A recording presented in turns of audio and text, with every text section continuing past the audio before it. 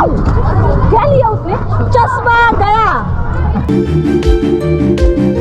ब्रज की यात्रा पर हो तो हर वो भूमि के दर्शन करने का मन करता है जिसे कृष्ण का स्पर्श मिला हो। ऐसी एक जगह है गोवर्धन। तो आज हम निकल पड़े हैं गोवर्धन महाराज के दर्शन और परिक्रमा करने के लिए। राधे राधे। मदर ट्रेडिशन पे आपका फिर से एक बार स्वागत है। मैं हूँ आपकी होस्ट शर्मिष्ठा और अभी मैं पहुँच चुकी हूँ गोवर्धन में। यहाँ हम गिरिराज जी महाराज जो मंदिर है वहाँ जाएंगे और वहाँ की होली आपको दिखाएंगे। वीडियो को स्किप मत करना वरना परिक्रमा और कृष्ण लीला स्थान से वंचित रह जाएंगे।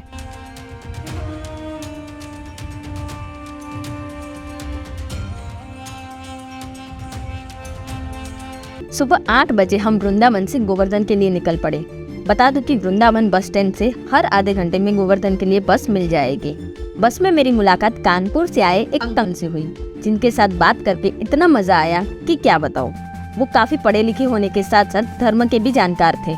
उनका ठहराव, चीजों को देखने का नजरिया दिल छूने वाला था। वो हर 6-8 महीने में यहाँ आया करते थे। उनका कहना था कि जब खुद को रिचार्ज करना होता है तो मैं यहाँ चला आता हूँ।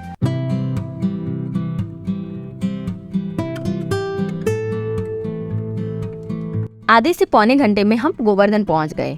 बिना कुछ खाए निकले थे, इसलिए सबको भूख लगे थे। वहीं मैंने सुबह सुबह समोसा खाया और दान घाटी की ओर बढ़ गई।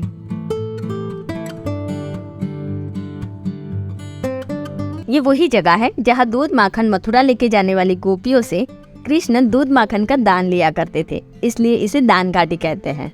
यहाँ हमने गिरिराज जी महाराज के दर्शन किए। श्रद्धालु यहाँ गिरिराज जी को दूध और पानी का अभिषेक कर रहे थे।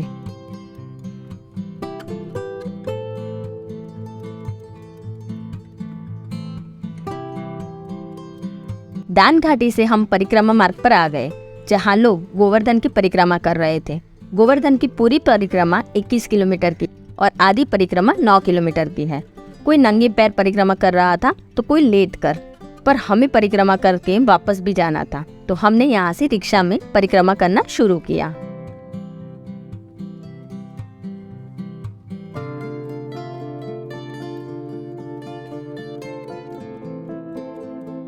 परिक्रमा शुरू करने के साथ ही हम 10 मिनट में उत्तर प्रदेश से राजस्थान पहुंच गए। जी बिल्कुल, हम पहुंच गए पूंछरी का लोठा, जो राजस्थान के भरतपुर जिले में पड़ता है। 21 किलोमीटर की परिक्रमा में 19 किलोमीटर यूपी में पड़ता है और 2 किलोमीटर राजस्थान में। अगर आप गोवर्धन की तलहटी में बैठे पूंछरी का लोठा में हाजिरी नहीं लगाते तो आपकी परिक्रमा मानी नहीं जाती, क्योंकि ये भगवान कृष्ण के सखा मधुमंगल जी है, जो गोवर्धन की परिक्रमा पर आए भक्तों की हाजिरी लगा रहे हैं। जब भगवान द्वारका जा रहे थे तो कृष्ण ने इन्हें कहा कि मैं यहाँ नहीं हूँ। ऐसे में जब मेरे भक्त यहाँ गोवर्धन की परिक्रमा पर आए तो तुम उनकी हाजिरी लगाना। तो मधुमंगल जी ने कहा कि हाजिरी तो मैं लगा लूंगा, पर तुम वापस नहीं लौटोगे तब तक मैं भूखा प्यासा इंतजार करूंगा। तो कृष्ण ने कहा, मैं तुम्हें वरदान देता हूँ कि तुम्हें भूख प्यास नहीं लगेगी। आज भी लोटा जी भूखे रहकर भगवान का इंतजार कर रहे हैं, पर भक्त कृष्ण के सखा को माखन मिश्री का भोग लगाते हैं। इनके बारे में कहा जाता है कि अन्न खाए न पानी पिए, पड़ो रहे सिलौटा, धन्य धन्य है पूंछरी को लोटा। यहाँ से निकलकर हम वापस यूपी में स्थित जतिपुरा मुखार पहुँच गए, जहाँ भगवान ने गोवर्धन पर्वत उठाने की लीला करके इंद्र के अभिमान को भंग किया था।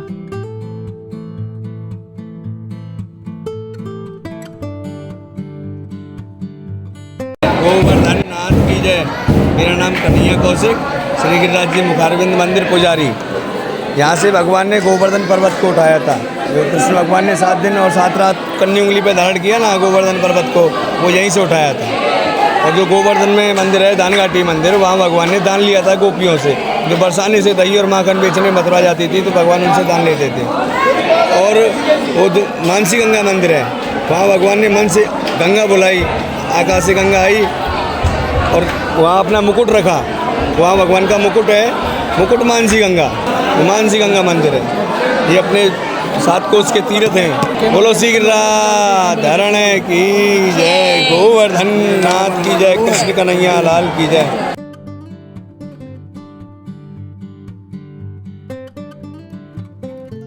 जब आप होली के वक्त यहाँ आते हैं तो अपनी चीजें जरूर संभाल के रखना, क्योंकि ये देखिए चालू रिक्शा में मेरे पहने हुए चश्मे कुछ मस्तीखोर बच्चों ने कैसे खींच लिए। क्या लिया उसने?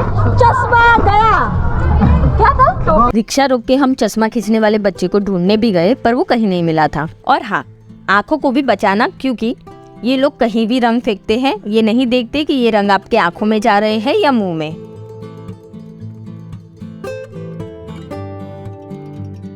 परिक्रमा करने के लिए एक अलग ही मार्ग बनाया गया है, जहाँ रास्ते पर नंगे पैर परिक्रमा करते लोग गिरिराज जी महाराज के दृश्य आध्यात्मिक भाव जन्मा रहे थे।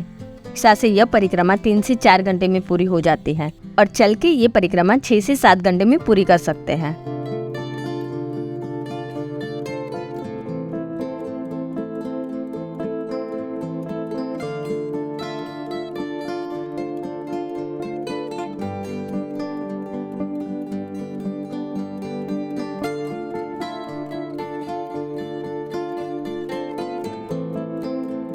कुछ देर में हम कुसुम सरोवर पहुंच गए। ये भगवान राधा कृष्ण ने साथ बिताए चंचल पलों का साक्षी है। ये वही सरोवर है जहां गोपियां भगवान के लिए पुष्प चुना करती थी। यहीं पर भगवान ने वेणुगुंथन लीला की थी। इस सरोवर के किनारे कृष्ण ने राधा जी के केस संवारे थे। यहाँ सिर्फ सरोवर था। ओरछा के राजा वीरसी देव के निर्देश पर 1675 में इस प्राकृतिक लेक का जीर्णोद्धार कराया गया और राजस्थानी शैली में बनी यह छतरिया 18वीं शताब्दी के मध्य में बनाई गई थी। यह छतरिया भरतपुर के राजा जवाहर सिंह ने अपने पिता सूरजमल और उनकी 2 पत्नियों के सम्मान में बनाई थी।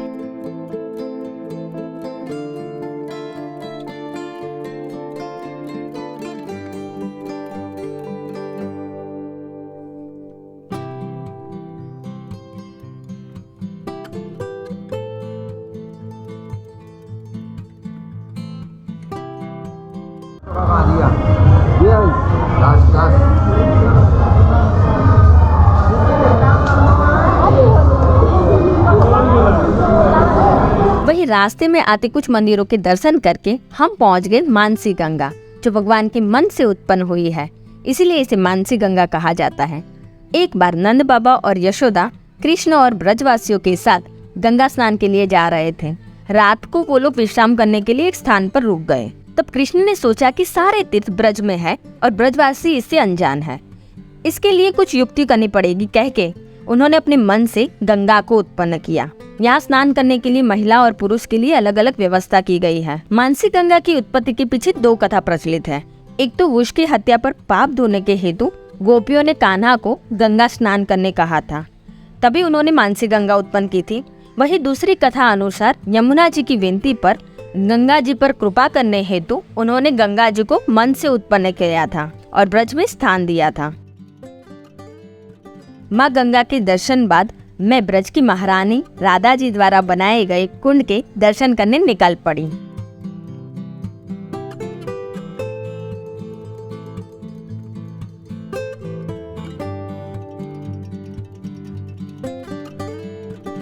अभी मैं राधा रानी कुंड पे हूँ और यहाँ राधा कुंड है और वहाँ श्याम कुंड है जो कृष्ण जी ने बनाया था, और ये राधा जी ने सोने के कंगन से ये कुंड बनाया था और यहाँ उनका संगम पॉइंट है। और हमें मिल गए हैं पंडित जी, तो ये हमें ये कुंड की महिमा के बारे में बताएंगे। सभी भक्तगणों को राधे राधे। यहाँ का जो महिमा है, जो इतिहास है, वो ये है कि भगवान द्वापर काल में अपने ग्वाल वालों के साथ यहाँ गाय चराया करते थे। तो भगवान की 3 पहर की लीला होती है, प्रातःकाल की नंदगाम की और दोपहर की श्री राधा कुंड धाम की, और जो शाम की लीला होती है निधवन राजश्री वृंदावन धाम की होती है। तो ये जो स्थान है, इस प्राचीन स्थान का नाम प्राचीन काल में अरिष्टखेरा था और यहाँ पर एक अरिष्टासुर नामक दैत्य निवास करता था जो कि कंस का मित्र था। तो कंस ने उनसे कही कि जो ठाकुर जी हैं भगवान श्री कृष्ण, वो दोपहर के समय में श्री राधा कुंड धाम में गाय चरा में आप जाओ, आप माया भी हो, माया से गाय का बछड़ा बन के जाओ और आप उनको हमारे रास्ते से हटाओ, उनको ख़त्म करो। तो वो जो राक्षस था वह भगवान को यहाँ पर एक गाय का बछड़ा बन के मारने के लिए आया। भगवान यहाँ अपने ग्वाल वालों के साथ गाय चरा रहे, तो जैसे ही वो बछड़ा बन के आया गायों को मारने लगा, ग्वाल वालों को मारने लगा, तो सब ग्वाल वाल बोले देखियो लाला ये पता ना कहाँ बछड़ा आएगो, और भैया यार तो हमारी क्यों गैया घायल कर दी, हमें वो चोट पहुँचाई है। तो भगवान बोले मैं अभी देखूँ। तो भगवान ने नेत्र बंद करके ध्यान किया तो वो राक्षस का असली रूप उन्हें दिखाई दिया। भगवान ने इसी पावन जगह पर उसका उद्धार किया, उसका वध किया।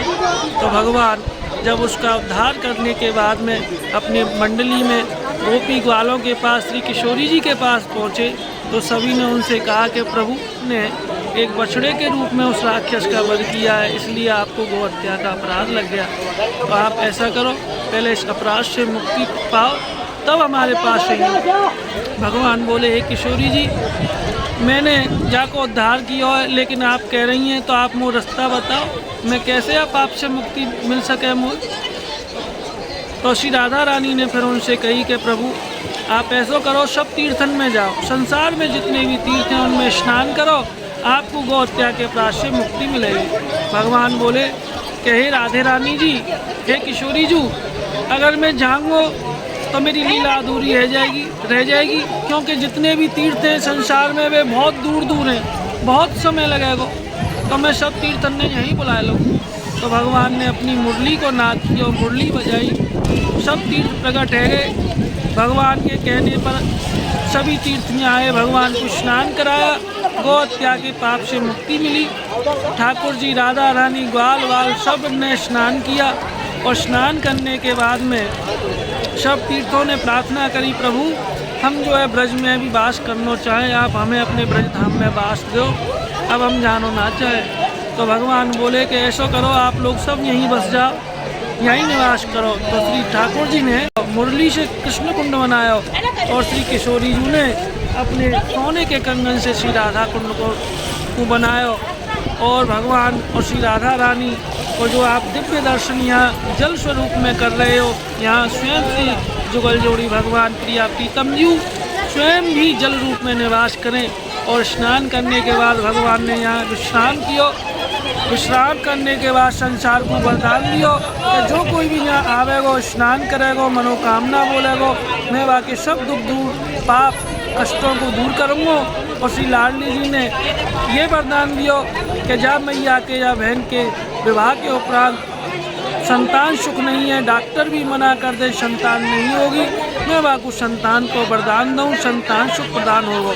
और जाके बच्चा है जाए लेकिन जीवित ना रहें, तो यहाँ स्नान करे थे, पूजन व्रत करने थे, बाकी आगे की जो संतान रहेगी वो जीवित रहेगी। ऐसा यहाँ ठाकुर जी को वरदान है। तो दीपावली से 8 दिन पहले वही अष्टमी को पर्व लगे यहाँ श्री राधा रानी को यहाँ पूजन करने के लिए देश विदेशों से लाखों नर नारी में अपनी मनोकामना बोले और किशोरी जी उनके व्रत को स्वीकार करके उनको आशीर्वाद दें, उनकी गोद भरें। ये बोलो राधा रानी की जय। तो ये राधा कुंड है और वो श्याम कुंड है और यहाँ स्नान करने के लिए अच्छी खासी व्यवस्था की गई है, क्योंकि यहाँ ऐसे साकर अब देखते हैं तो उस प्रकार की एक साकर लगाई गई है। तो स्नान करते वक्त काफ़ी सुरक्षा का भी ध्यान रखा गया है। और ये फिसलन थी, आपने देखा मैंने एक ही पैर डाल के फिर दर्शन कर लिया और मैं नहाई नहीं हूँ, वरना यहाँ स्नान करना बहुत ही पावन माना जाता है। और सुरक्षा के पर्पज़ से बहुत ही सेफ है, बहुत सारी व्यवस्था की गई है और यहाँ बहुत सारे लोग स्नान कर रहे हैं। आप यहाँ आइए, मनोकामना पूर्ण कीजिए, जो भी मन की इच्छा है मांगिए, बोलिए राधे राधे। ब्रज की होली का वीडियो आप मेरी चैनल पर देख सकते हैं और वृंदावन मथुरा यानी ब्रज भूमि के पर्यटक स्थलों की सीरीज अभी जारी है। तो फिर मिलेंगे राधा कृष्ण के विवाह स्थली के वीडियो के साथ, तब तक के लिए जय श्री राधे।